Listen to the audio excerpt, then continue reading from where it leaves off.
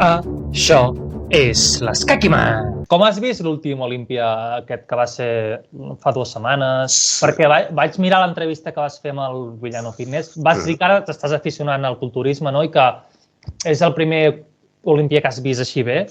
Ho vas passar bé o bé? Sí, jo culturisme m'agradava, veure coses de culturisme tant masculí com femení m'agrada molt. Arrel de l'Strongman i arrel de conèixer a culturistes, els hi ha donat el valor que tenen, o sigui, més valor encara del que jo pensava que tenien, i he conegut atletes, a persones detrás del culturisme, que això pues, també ha fet que tingui un puntet més també de sensació, no? de l'esport.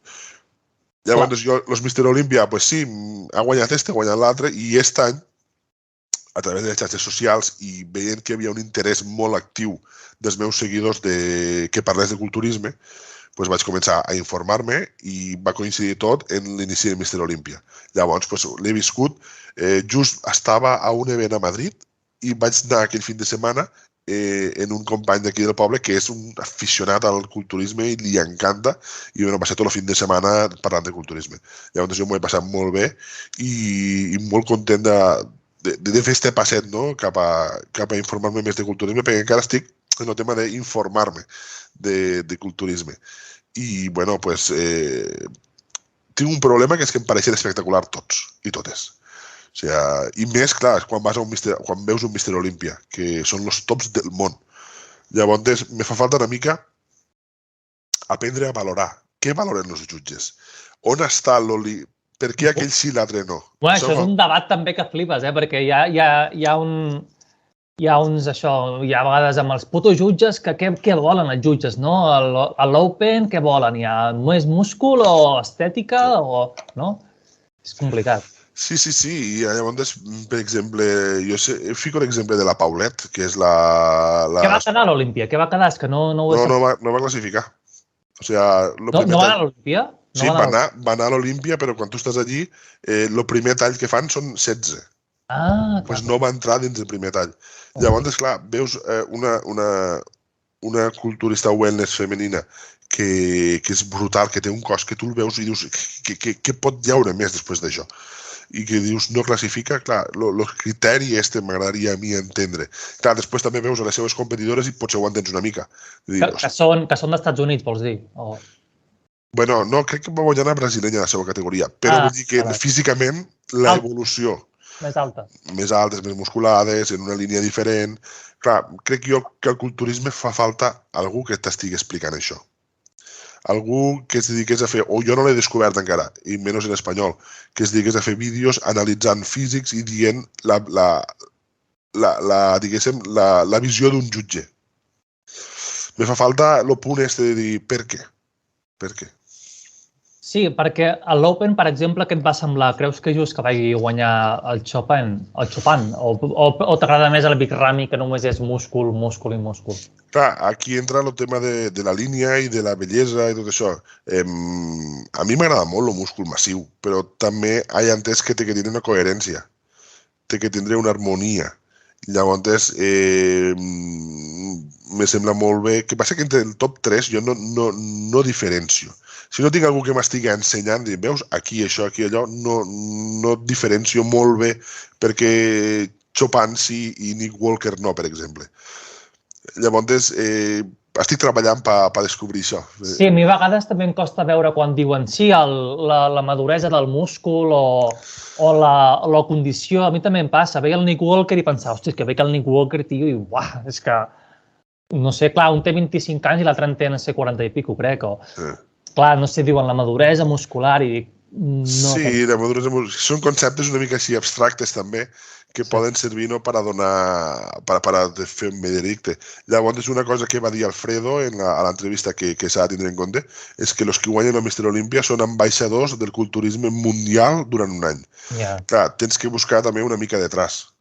Qui són, com entrenen, quin missatge transmeteixen, quina vida aporten, i això pot fer també, per exemple, Kai Green, que és un culturista brutal, que no hagi guanyat mai, i després entens per què no ha guanyat mai. Perquè potser la seva vida detrás no és la més adequada perquè siguin ambaixador complet del culturisme. Perquè al final són ambaixadors del culturisme. Va tenir són un espill. polèmica. Sí, perdó. Sí, que són un espill per a tots els joves i per a tota la gent que vol fer això. Llavors, clar, és molt important també aquesta part i cada vegada en les xarxes socials ho és més. Clar, per exemple, el que guanya sempre clàssic, el Chris Bumstead, aquest no el mou ningú mentre es competeixi, no? Perquè ho té tot, no? Diguéssim, és tot. Jo, en Chris Bumstead i Ramon Dino, que va quedar segon, sí que hi ha una diferència física. Sí. Fiques i tu la veus, aquella diferència. No hi ha discussió. Però és que a part, el que transmet Bumstead a les xarxes socials, disciplina, alimentació, entreno, esforç, clar, és un molt bon ambaixador. I es veu bon Jan, no es veu bona fe, no es veu una carrilla també seriós, no? Sí, i al final un ambaixador de l'esport, que és el que a mi m'agrada també de l'esport. Jo, per exemple, no m'agrada molt el futbol, però si m'haguessis de dir un futbolista et diria Puyol. Puyol, sí, hòstia. Representant total d'un esport. Sí.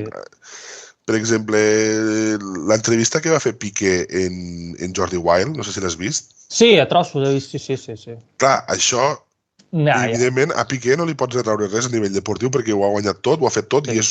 Vale. Però la imatge, que sí que és cert que també has de dir la veritat, és a dir, jo he fet... Però crec jo que tens que donar una imatge, sobretot per a la gent jove. La gent que són més grans ja ho sabem el que hi ha detrás. Però la gent jove, arrel d'aquella entrevista he parlat amb algun entrenador de formació d'aquí del poble que els crios s'han trastocat una mica, saps? Ja, perquè clar, veuen que ell ha arribat a lo màxim, no? El Piqué, doncs sortint de festa, sent un bandit per aquí i per allà, no? I clar, sí, és el que dius, és un referent. Si el Piqué ho va fer, jo també, ara m'emborratxaré més, no? Sí, i aquí torno a la faena de l'entrenador, a la primera línia de foc, que contra més preparats estiguen els entrenadors, no a nivell de coneixements de l'esport, sinó a nivell psicològic inclús, de saber gestionar aquestes situacions, de saber explicar, de saber comunicar tot, doncs jo, per exemple, quan jugava a bàsquet vaig fer els títols d'entrenador de bàsquet i tot això i crec jo que fa falta una funció psicològica de l'entrenador. Un entrenador gestiona moltes emocions i pot fer que un crió seguisca i sigui el millor o un crió que la foni i que no torni més. Llavors, jo crec molt en la formació dels que estan formant els xavals. Llavors, jo crec que és molt important això. Sí, i tornant un moment al culturisme, jo el que hagués fet guanyar no és broma, perquè el que viu a prop teu, que és de València, l'Àngel Calderón, hòstia, jo el veia i crec que hauria d'haver guanyat l'Olímpia, tio. Perquè estèticament era... És que té unes esquenes, és superample, tio. Àngel Calderón, parlo des de la meva poca informació i el meu punt de vista, diguéssim, novato, no de tot això. Bueno.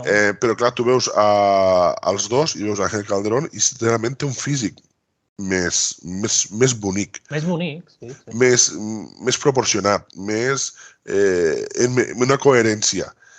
L'altre, sí, molt massiu, però clar, què busquen? Com no ho entenc? Aquest no el vaig acabar d'entendre perquè no perquè sigui d'aquí vulgui que guanyi, no? Però no, que va ser rotllo, hòstia, perquè el Clarida, no? Es diu? Sí, el Clarida. I és molt baixet, a més, fa menys de 1,60 m, no? Es veu una bola de múscul, però no sé. És el que dèiem, no? Sí, també genera debat i el que la gent mou les xarxes, no? Que un parla, que l'altre no sé què, que l'altre no sé quants, però jo veig les fotos d'ells posant junts i visualment pot ser Calderón està a un punt per... Que després vas a buscar, com diuen, les cames, que les de Clarida eren millor, l'esquena, doncs potser sí que algun grup era millor, però així en general, quan tu veus el culturista, pot ser que Calderón tingui una mica més de sentit el seu cos.